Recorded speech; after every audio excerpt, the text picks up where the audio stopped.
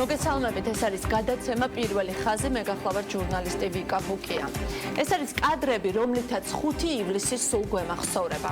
კადრები, რომელიც დარჩა არა მხოლოდ ჩვენს მეხსიერებას, არამედ ჩვენს არქივს. ეს რა წიწვერავა? ურჩიშვილი, როგორც მას დღეს ხუთათელ გაენათელმა მიტროპოლიტმა იოანემ უწოდა. წარმოიდგინეთ, რა გვთვლიან ჩვენ. ვუყურებთ ამ კადრებს და თან ვუსმენთ სასულიერო პირს, რომელიც გვარწმუნებს, რომ ჟურნალისტმა პერანგი თავად შემოიხია. ვუყურებთ, როგორ დაათრევს გაავებული ბრბო, წელზემოთ გაშიშვლებულ ჟურნალისტს 21 საუკუნეში და თან ვუსმენთ სასულიერო პირს, რომელიც გვარწმუნებს, რომ მან თავად მიიყენა დაზიანებები. მოვისმინოთ მისი განცხადება კიდევ ერთხელ. მოსის ჯულში პირდაპირ ნათქვამი ურჩიშვილიო, რომელიც არ უსმენს თავის მშობელსო და არც არავის არ უსმენსო. გაიყვანე გარეთ და ეგებით არის ჩაქოლეთო. ეუბნები იმას, რომ აქ ნუ მოხვალ. არა, მე მინდა ხუთ, არა, ხო, ნუ მოხვალ. ეს აზონა შეთვის არ არის. არა, მე აქ მინდა მოვედი. გაყავთ? რატო გამყავ? ხელით შემეხეთ, ხო? და წიხებს იკრევინება. უარეს ესე კიდე იწევს აგრესიას. ციფრს ასხავენ და იძახის 200 მეტრი მიწაზე მათრიესო. მიგათრიებო. გამოგაგდეს სტადი აქედან. ეს საროჩესველი ქონდა წყლისგან. და შემოიხია, გადააგდო და გაიქცა ქუჩის მეორე მხარეს. იქ დაიწყო ჭხური. ელემენტარული ეთიკური ნორმების საზოგადო ქცევისა და არღვიე და ითხოვ პატივისცემას? ვისგან? შეურაცხყოფის საზოგადოებას ითხოვ პატივისცემას? რა, თავხედობის, კადნიერების, უტიპრობის? ჟურნალისტებზე თავდასხმის შემდეგ შინაგან საქმეთა მინისტრმა დღეს პირველი კომენტარი გააკეთა და პირველი რაც თქვა იყო ის, რომ თურმე პოლიციას მოძალადეებთან გასამკლავებლად საკმარისი რესურსი არ აღმოაჩნდა. როცა მას კითხეს აპირებს თუ არა თანამდებობიდან წასვლას, მან უპასუხა, ამაზე ბევრი ოცნებობს. ან რა გასაკვირია, რომ ამაზე ვოცნებობდეთ, როცა მოძალადეები გვემუქრებიან, ხოლო მინისტრი პასუხობს, რომ ჩვენს დასაცავად თურმე რესურსი არ ყოფნის.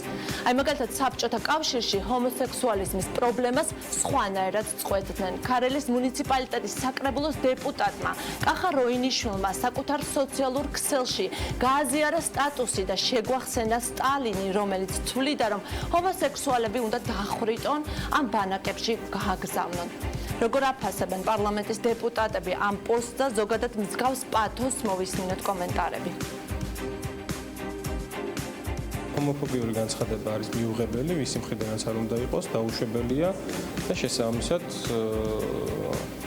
მე არ გავცნობიორ ახლა ამ განცხადებას და გავეცნობი, ჩემ მაქვს ამის შესაძლებლობა, რომ მეც გავეცნო, ამიტომ გავეცნობი, თუმცა მანამდე თუ ეს ფაქტია და თუ ვინმე ამას აკეთებს, ვინც არ უნდა იყოს, რა თქმა უნდა, არის სრულად მიუღებელი. მე ვფიქრობ და ნამდვილად ჯერა ამის, რომ ჰომოფობიური განცხადება არ უნდა გააკეთოს საზოგადოების არც ერთმა წევრმა, იმიტომ რომ ეს ზოგადად არის სირცხვილი, როდესაც განსხვავებულის მიმართ გამოხატავს სიძულვილს, რაც არ უნდა იყოს და როგორც არ უნდა იყოს. ერთმანეთსად თავისი განცხადებების გაკეთება არ შეიძლება, სარკე საკითხი არის, ასევე ჩემთვის თქვათ ისეთი პიროვნების სურათის გაზიარება, რომელიც ასოცირებულია ჩემი ქვეყნის ძალიან მძიმე ბედთან, რომელიც ჩვენი ქვეყნის ერთ-ერთი გამორჩეული ლიდერი იყო ისტორიულად, ესეც მიუღებელია, რასაკვირველია.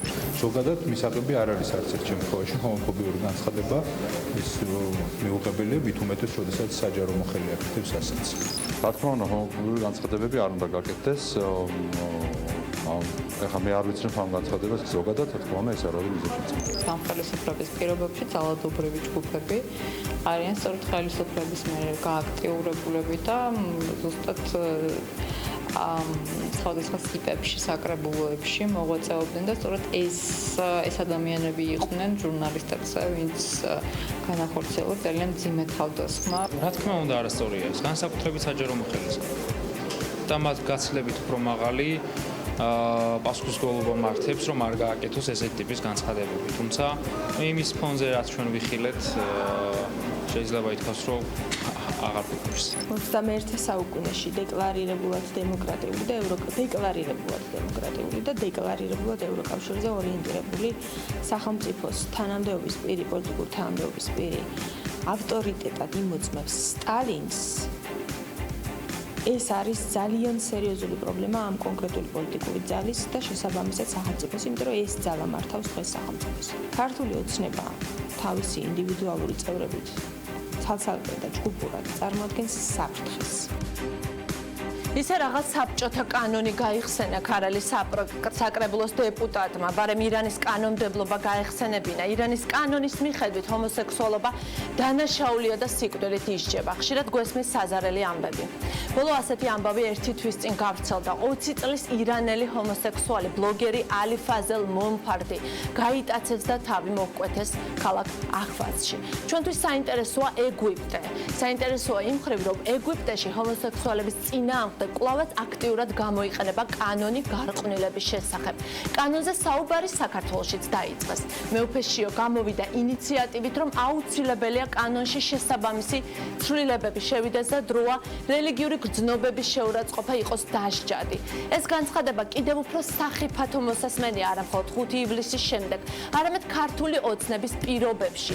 მით უფრო მაშინ, როცა ამ განცხადების ავტორი დღეს პრეზიდენტს ჩვენთვის უცნობ საკითხებზე სასაუბრად ხდება. ხოლო ქართული ოცნების დეპუტატი ანდრე ოხანაშვილი ამბობს, რომ ის მხარს დაუჭერს ყველა ჯანსაღ ინიციატივას, რომელიც ქართული ეკლესიის გაძლიერებას გულისხმობს. ბოლო 2 დღეა საზოგადოების ნაწილს ირანი გაახსენდა. ძველი და ახალი ირანი. აბა რა შეიძლებოდა გახსენებოდა რატი წვერავას ვიდეოზე, როცა ვხედავდით, როგორ მოათრევდნენ ქუჩა-ქუჩა ჟურნალისტს, რომელიც კითხვის დასასმელად მივიდა სასულიერო პირთან. 70-იანი წლების ირანულმა ნოსტალგიამ სოციალურ ქსელებსაც გადაუარა. ძველი ფოტოებიც დადეს, გაიხსენეს ძველი და ახალი ირანი. დღევანდელი გადმოსახედიდან ძნელი დასაჯერებელია, მაგრამ თქვენ ახლა ფოტოზე ირანის ქუჩებს ხედავთ. თქვენ ფოტოებზე ხედავთ ირანელ ხალხს რევოლუციამდე, ფერად, განვითარებულ, პროგრესულ ადამიანებს, ჩადრის და შეზღუდვების გარეშე მცხოვრებ ირანელებს. თქვენ ახლა ხედავთ ერთდროს სეკულარული ირანიდან შემორჩენილ ფოტოებს. მაგალითად, 1967 წელს თეირანის უნივერსიტეტში ბევრი ქალი სწავლობდა. თეირანელებს უყვარდათ ევროპულ ყაიდაზე ჩაცმა, მოდური იყო მჭიდრო ჯინსები, მოკლე მაისურები და ქვედაბოლოები. მათ უყვარდათ სალონში სიარული, თამამი ფოტოების გადაღება, საკუთარი სილაღის, განათლების, მოსაზრებების, სიცოცხლის სიყვარულის დემონსტრირება. ქუჩაში პიკნიკების მოწყობა და წიგნების კითხვა. რევოლუციამდე ქალები სპორტულ ღონისძიებებს ხშირად ესწრებოდნენ და მათ დიდ ნაწილს უმაღლესი განათლება უკვე ჰქონდათ მიღებული. და ეს ხდებოდა ჯერ კიდევ მაშინ, როცა აბსოლუტური ძალაუფლებით აღჭურვილი მონარქია იყო. დღევანდელი ირანი კი ძალიან შორს დგას იმისგან, რასაც ახლა ვხედავთ.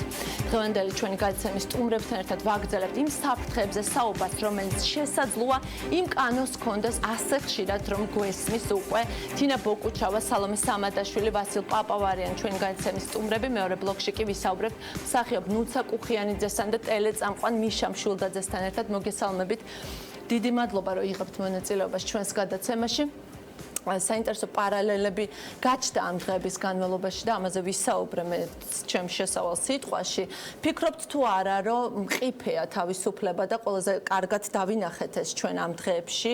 აი ერთიან კონტექსტში რომ განვიხილოთ, აი ნაცემი ჟურნალისტები, დახეული დროშა ევროკავშირის, პოლიციის უსუსურობა, ბავშვებს ცემენ ფერადი მაისურების გამო. ამაზე უცნაური რა შეიძლება ხო მომხდარიყო და ამ ყველაფერთან ერთად გვესმის კანონი, ანუ განცხადებები რელიგიური, ასე ვთქვათ, გრძნობების შესახებ კანონი, რომელიც იქნება დასჯადი. აი რას ნიშნავს ეს ყველაფერი, სალომე?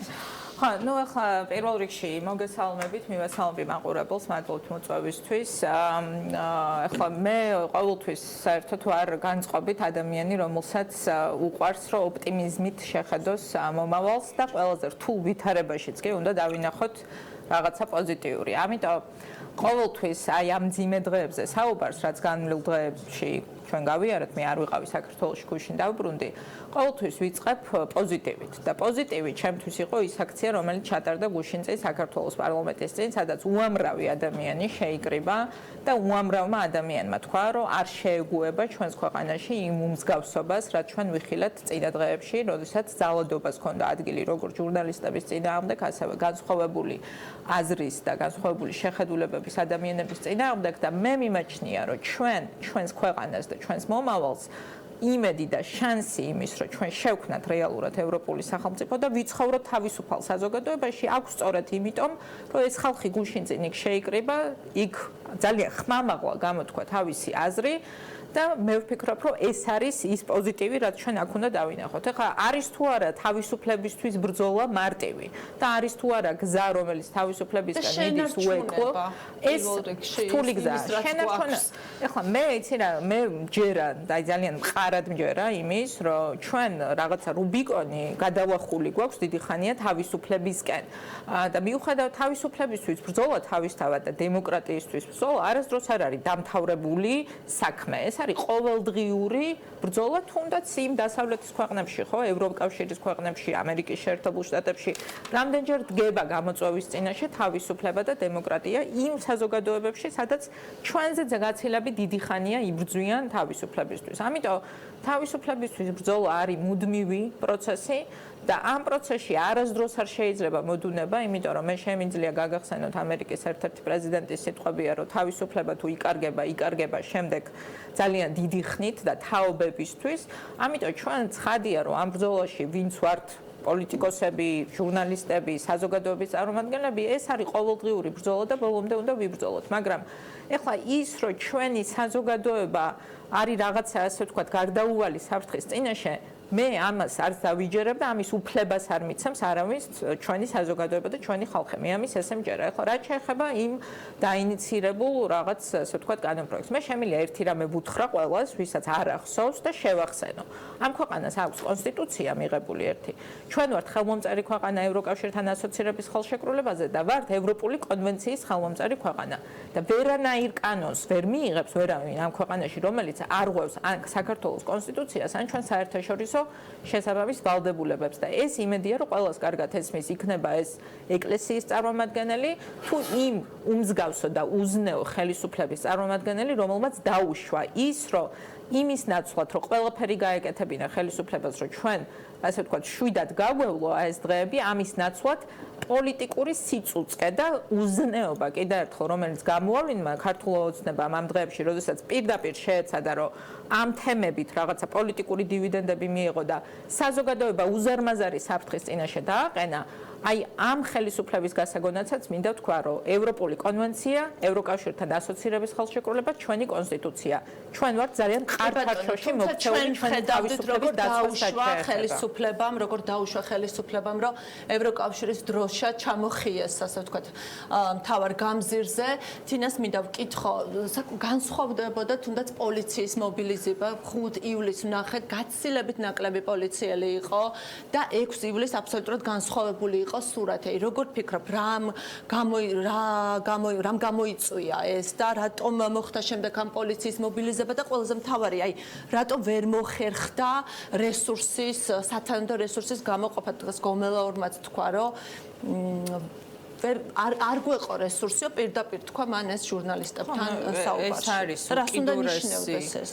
ეს არის უკიდურესი სიყალბე, ვიკა, იმიტომ რომ ჩვენ გვინახავს მაშინ, როდესაც ათეულობით აქტივისტი იყო ხოლმე წარმოდგენილი პარლამენტის პერიმეტრზე, ასეულობით პოლიციელი მრავალწკრივად როგორ დგებოდა ხოლმე იმისთვის, რომ რაღაცა წარმოსახვითი საფრთხეებისგან დაეცვათ ქართული ოცნების წევრები და პარლამენტის შენობა, ხო? გვინახავს მათ შორის ყინვაში, მინუს ტემპერატურაში, რასაც გრძალავს სხვათა შორის საერთაშორისო კონვენციები, როგორ იყენებდა სპეცრაზმი წყლის ჭაულს.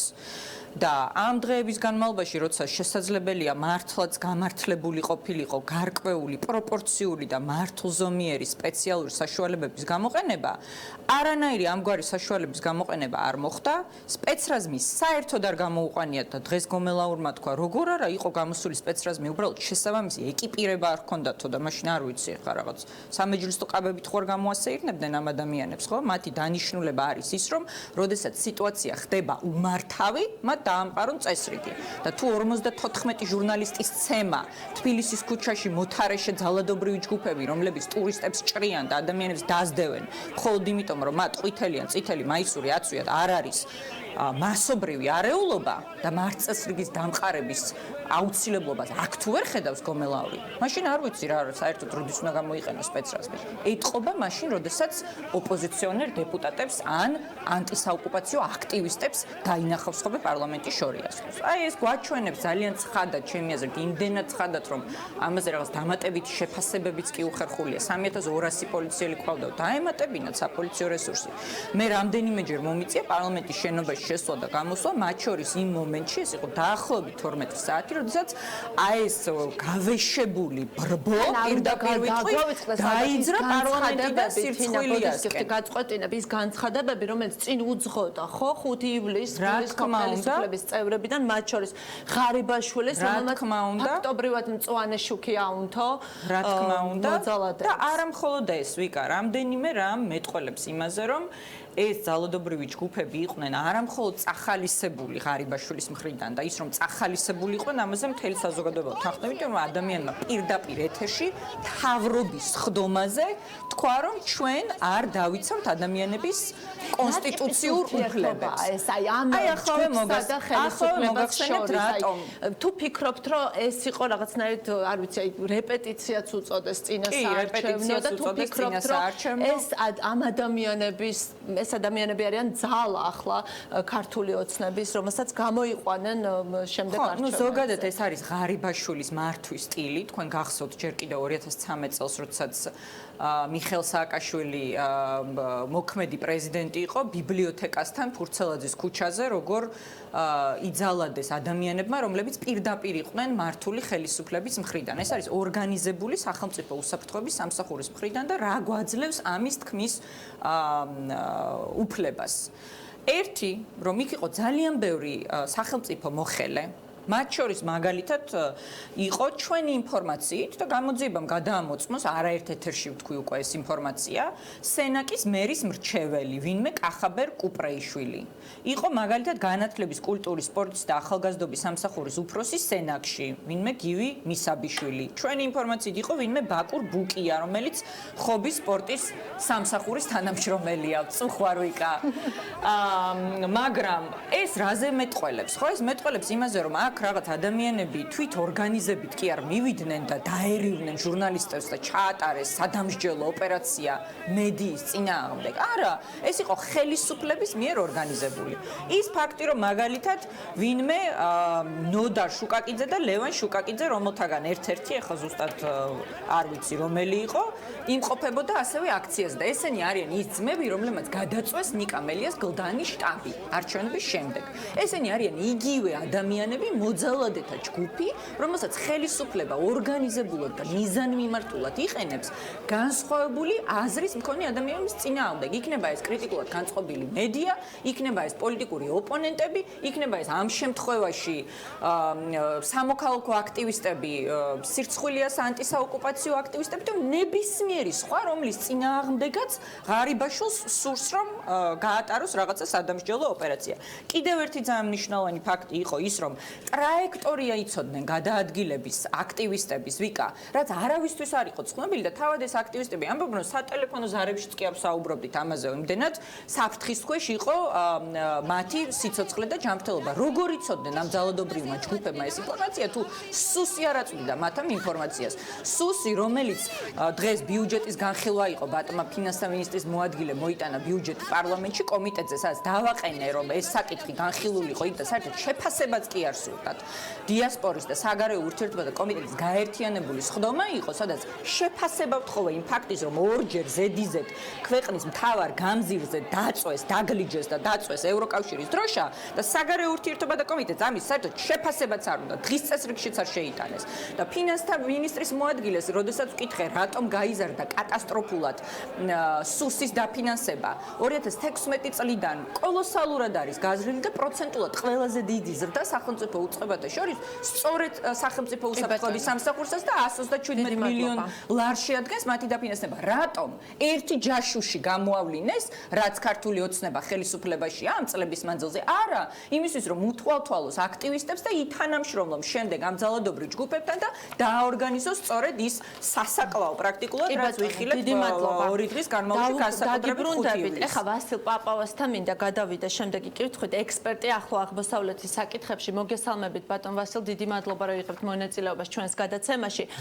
ჩვენ ვსაუბრობდით, ირანი გაახსენდა ყველას ამ დღეების განმავლობაში და ვირუსულად გავრცელდა Facebook-ზე ფოტოები ძველი და ახალი ირანის იმის მტკიცებულებად, რა მყიფეა, რაღაც კონკრეტული სიტუაცია და რა სწრაფად შეიძლება ერთი სიტუაციიდან გადავიდეთ მეორეში. შეიძლება თქვენთვის გაზვიადებულია ეს, არ ვიცი, შედარება, მაგრამ მე მინდა გკითხოთ, აი უფრო და უფრო აქტიურად საუბრობენ კანონზე რელიგიური გრძნობების შეურაცხყოფის თაობაზე, რომელიც იქნება დასჯადი. თქვენ როგორ აღიქვამთ აი ამ ინიციატივას და რამდენად სახიფათო შეიძლება ეს იყოს სიტყვის თავისუფლებისთვის, ადამიანის უფლებებისთვის და ასე შემდეგ. მოგესალმებით, მივესალმები მაყურებელს. თავისთავად ბოლო დღეებში მსგავსი ტიპის პარალელების გავლება ირანთან და არა მარტო ირანთან, ახლო აღმოსავლეთთან, ჩვენი ახლო სამეზობლოა მაინც და თავისთავად საყურადღებოა ის ვითარება, რაც მიმდინარეობს რეგიონში ჩვენთან მიმართებაში, ხო? კონკრეტულად ირანთან პარალელს ახლა პირდაპირ გავლება თავისთავად რთულია, იმიტომ რომ მუსლიმურ სახელმწიფოში პოლიტიკური და იდეოლოგიური ვითარება მაინც ისტორიულად ცოტა რადიკალურად განსხვავდება ახლა ქრისტიანულ სამყაროსგან, ქრისტიანულ ქვეყნებთან შედარებით. თუმცა მსგავსება შეიძლება რიგ საკითხებში იქნას მიღებული მხედველობაში კერძოდ, აი თქვენ ახსენეთ ახლა ჯერ იდეის დონეზე მოწოდებული, ეგრეთ წოდებული რელიგიური შეურაცხყოფის, ანუ რას გულისხმობს კონკრეტულად ჯერ სანამ არ იქნება ეს წარგენილი რაც კანონ პროექტის სახით, არ ვიცი ჯერ ვინ აპირებს ამის წარგენას, მაგრამ მაინც საინტერესოა რა სასულიერო პირებისგან წამოვიდა პერმანენტულად მუდმივად გვესმის ამის შესახებ უკვე არაერთი წელია, სულ გვახსენებს ხოლმე თავს ეს კანონი რელიგიური გრძნობების შეურაცხყოფა, მაგრამ ეხლა წამოვიდა სასულიერო პირებისგან, მაგრამ აი 5 ივლისის ფაქტორის გათვალისწინებით მით უფრო ოხანაშვილის განცხადება მოვისმინეთ, რომ ზადა ამ ინიციატივა განიხილოს. როგორ ფიქრობთ, ამდენ რეალური შეიძლება ეს იყოს და რას უნდა ნიშნავდეს თქვენი აზრით? იცით, თვითონ ახლა იდეის დონეზე შეიძლება ახლა სამ დეტალურად არ გეცოდინება რა იგულისხმება თვითონ ამ რელიგიური გრძნობების შეურაცხყოფას, ამ მთელი პუნქტები უნდა იყოს, იმიტომ რომ საქართველოში მართლმადიდებლების გარდა კიდევ სხვადასხვა კონფესიებია და თავისთავად მე შემიძლია ერთი მაგალითი გითხრათ. სავარაუდოდ ამ კონტექსტის გათვალისწინებით, რა დროსაც გაჩნდა ეს მორიგჯერ ეს ინიციატივა, შესაძლოა პრაიდის ჩატარება ნიშნავდეს ვიღაცისთვის მისი რელიგიური გრძნობების შეურაცხყოფა. სავარაუდოდ აქედან გამომდინარეობს ეს ინიციატივა, რაც ბოლოს მოვისმინეთ. ხო, სავარაუდოდ ზუსტად უკავშირდება აი ამ ეგრეთ წოდებული პრაიდის ჩატარებას. ძნელია ახლა თქმა თვითონ ამ რადიკალიზაციის პროცესი როგორ შეიძლება წავიდეს, მაგრამ ხედავთ რომ საზოგადოება აღელვებულია, მათთვის ეს არის მიუღებელი, თუმცა აქ უნდა ისიც ვახსენოთ, რომ საქართველოში ცხოვრობს სხვა რელიგიური კონფესიები, უფრო ღრმა კონსერვატიული და უფრო ცნობიარე რელიგიური თვალსაზრისით, გულისხმობ მუსლიმურ თემს, საქართველოს მოქალაქეებს. ვორსები 400,000-ზე მეტი მუსლიმი ცხოვრობს, ხო, საქართველოში, ახლა აჭარაში და ქვემო ქართლში, ხო? დასავლეთშიც თუ შევხედავთ, მსგავსი ტიპის პრობლემები დადგა, ახლა დასავლეთ სამყარო, ახლა დემოკრატიის მაგალითი ყველასთვის, ადამიანის უფლების დაცვის თვალსაზრისით, მანდაც ეს მთავრობები ლობირებენ, თქვათ, მუსლიმების მიგრაციას თავიანთ ქვეყნებში, იქნება ეს გერმანია, სკანდინავია, რომლებისთვისაც მიუღებელია რადიკალურად მსგავსი ტიპის არ ვიცი, წესჩვეულებები იქნება ეს LGBT ან ქალების ასე ვთქვათ, მეტად ღიად გამომხატველი თავისუფლებები. რას გულისხმობთ, არ ვიცი, იქნებ და კონკრეტოდ.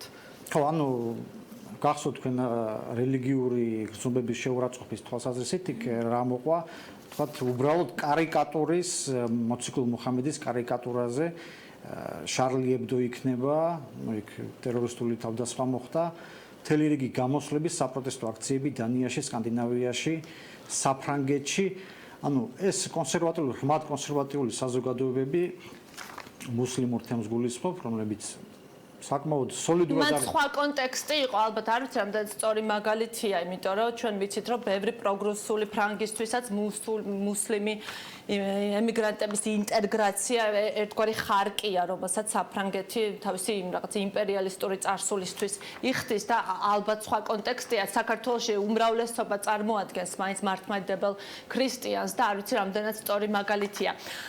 კარგით, მოდი გადავიდეთ ახლა ჩვენს სტუმრებთან. დიდი მადლობა ბატონ ვასილ. რაც შეიძლება გულისხმობდეს თინა საინტერესოა ეს რელიგიური გრძნობების შეურაცხყოფა და როგორ შეიძლება ეს გამოიყენოს სათავისოდ სახელმწიფომ, იმიტომ რომ აი არ ვიცი რას ნიშნავს რელიგიური გრძნობების შეურაცხყოფა, როგორ უნდა მოვახდინო მე, აი როგორ ფიქრობთ, რამდენად სახიფათოა ამაზე საუბარი და საერთოდ რამდენად რეალურია? ხო, ნუ ამ ხელისუფლების პირობებში პრინციპში ყველაფერი შეიძლება იყოს რეალური, იმიტომ რომ კი, რა თქმა უნდა, მანამდეც გვესმოდა ეს. კი, იმიტომ რომ და დღეს ერთი შეგაწყვეტნებ ბოდის გიხრი, მით უფრო საინტერესოა, რომ პრეზიდენტს შეხვდა ამ განცხადების ავტორი და ჩვენ არ ვიცით მათ რაზე ისაუბრეს და შემდეგ პარლამენტიდან მოვისმინეთ განცხადებები, რომ შესაძლოა თუ კი იქნება ასეთი ინიციატივა, ეს იყოს განხილული, ანუ საკმაოდ ისეთი რეალურია ამაზე, როგორც ჩანს უკვე საუბარი.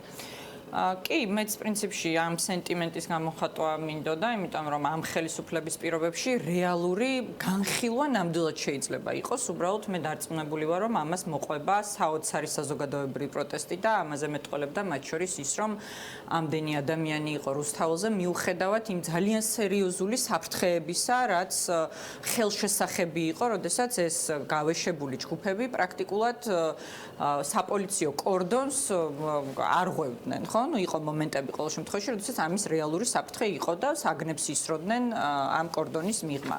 ამიტომ მე დარწმუნებული ვარ და დიდი იმედი მაქვს იმის, რომ საზოგადოების უმწვავესი კრიტიკის ფონზე ხელისუფლებას უკან დახევა მოუწევს, თუმცა 5-6 ივლისის მოვლენებმაც გვაჩვენა ის, რომ ივანიშვილი ყველაფერზე არის მზად იმისთვის, რომ შეინარჩუნოს ძალაუფლება. მათ შორის ეს რაღაცა თეოკრატიული ელემენტების შემოტანაზე რეალურად, ხო? იმიტომ რომ ხა დემოკრატიულ საზოგადოებაში წარმოუდგენელია მსგავსი კანონის მიღება, იქ სადაც კონსტიტუციით არის დაცული თითოეული ადამიანის გამოხატვის და სიტყვის თავისუფლება. თეოკრატიულ საზოგადოებაში, საითაც ბიძინა ივანიშვილს შეიძლება სურდეს, რომ წაიყვანოს ეს ქვეყანა, მაგრამ ეს ვერ მოხდება. კიდევ ერთხელ ვიმეორებ, ხა სალომე მისაუბრა იმაზე, რომ ჩვენ გვაქვს ძალიან სერიოზული ჩარჩო, რომელიც იცავს ჩვენს თავისუფლებას და რა თქმა უნდა ეს იმას არ ნიშნავს, რომ ჩვენ არ უნდა ვიბრძოლოთ ამ თავისუფლებისთვის, მაგრამ საკმაოდ რთულია მიუხედავად ძალიან ბინძური განზრახვებისა, რომელიც შეიძლება ამა თუ იმ ხელისუფალს და ამ ხელისუფლებას ნამდვილად ჰქონდეს, რომ ამ ჩარჩოდან ბოლომდე, ასე ვთქვათ, ამოგვაგდოს და დაგვაკარგინოს ჩვენი ევროპული არჩევანი.